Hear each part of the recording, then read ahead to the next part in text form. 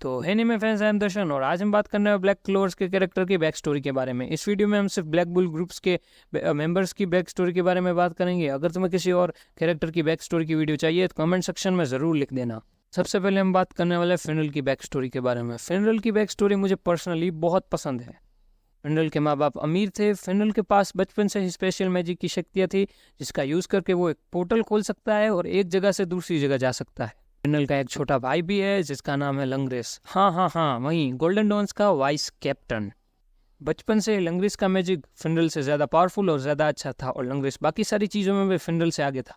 लेकिन फिनरल को इस बात का कोई भी फर्क नहीं पड़ता था। इवन वो एक्सेप्ट भी करता था कि लंग्रेस मुझसे ज़्यादा अच्छा है और मुझसे आगे है। बट फिनरल और लंग्रेस के मॉम डैड हर वक्त लंग्रेस की तारीफ करते हुए कहते थे और फिनरल को ताना मारते थे कि लंग्रेस की तरह बनो, हमारा लंग्रेस अमेजिंग है, वो स्ट्रॉन्ग है, वो पावरफुल है।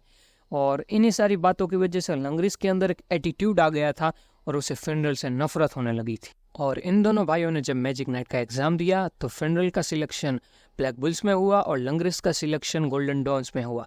थोड़ी समय के बाद ही लंग्रेस गोल्डन डॉन्स का वाइस कैप्टन बन गया। फिनरल को हर वक्त लगता था कि उसका मैजिक यूजलेस है और वो किसी काम का नहीं है, वो किसी के काम नहीं आ सकता। और एनीमे में आगे जाकर लंग्रेस के दिल में फिनरल के लिए जो नफरत थी वो इस हद तक बढ़ गई कि लंग्रेस फिनरल की जान लेने में भी हिचकिचा नहीं रहा था। तो सेकंड नंबर पर हम बात करने वाले हैं लक की बैक स्टोरी के बारे में। तुम लोगों को भी पता होगा, लक हर वक्त हंसता ही रहता है। इस लोंडे के सामने इसकी मौत आ जाए फिर भी इसकी फटेगी नहीं, वहाँ भी ये हंसता रहेगा, भाई मुझे भी इसकी तरह बनना है, किसी से डरता ही नहीं। बात करें लक की बैक स्टोरी की तो उसका बिहेवियर और नेचर बचपन से ही ऐसा है। मतलब वो मेजोरिटी ऑफ टाइम अपने फेस पर ऐसी स्माइल रखता है और वो स्माइल कभी कभी क्रीपी भी हो जाती थी। और इसी वजह से उसकी मॉम को ये टेंशन रहती थी कि लक बाकी लोगों से अलग है और वो हर वक्त हंसता क्यों रहता है।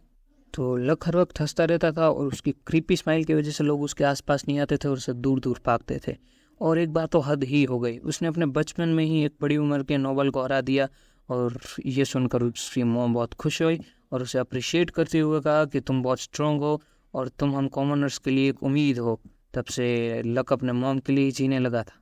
बट सम टाइम लेटर लक की मॉम की डेथ हो जाती है और वो तो बहुत रो रहा था, उसकी आंखों से आंसू निकल रहे थे, पर तब भी उसके फेस पर वो क्रीपी स्माइल थी।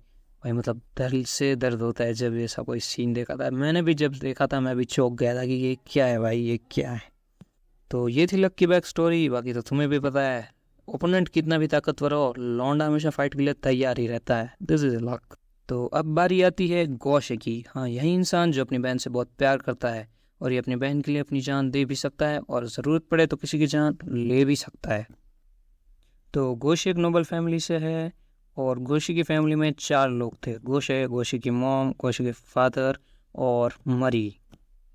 गोशे के डैड एक बिजनेसमैन थे और एक नोबल फैमिली से बिलोंग करते थे। तो वो बहुत पैसे वाले थे और अमीर थे, इसी वजह से उनके रिश्तेदार और उनके बिजनेस पार्टनर उनसे बहुत चलते थे। गोशे और उसकी बहन मरी बहुत ही छोटे थे। इस बात का फ़ायदा उठाकर उनके रिश्तेदारों और बिजनेस पार्टनर ने गोशे के मॉम डैड को मरवा कर सारी प्रॉपर्टी अपने नाम करवा ली और गोशे और मरी को घर से बाहर निकाल दिया।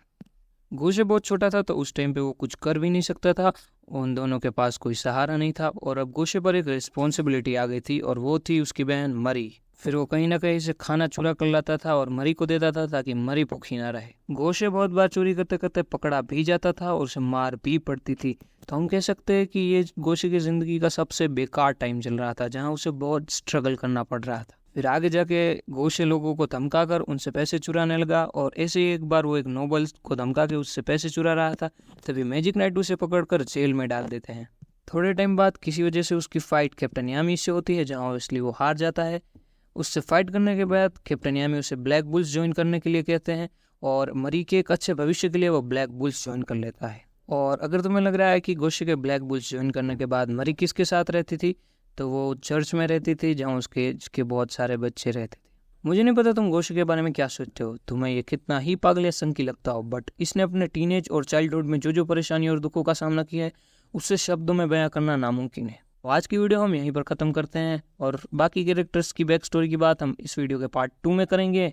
और ऐसे ही अमेजिंग वीडियो देखने के लिए हमारे चैनल को सब्सक्राइब कर लो और अगर किसी और एनिमे पर वीडियो चाहिए तो कमेंट सेक्शन में ज़रूर लिख देना।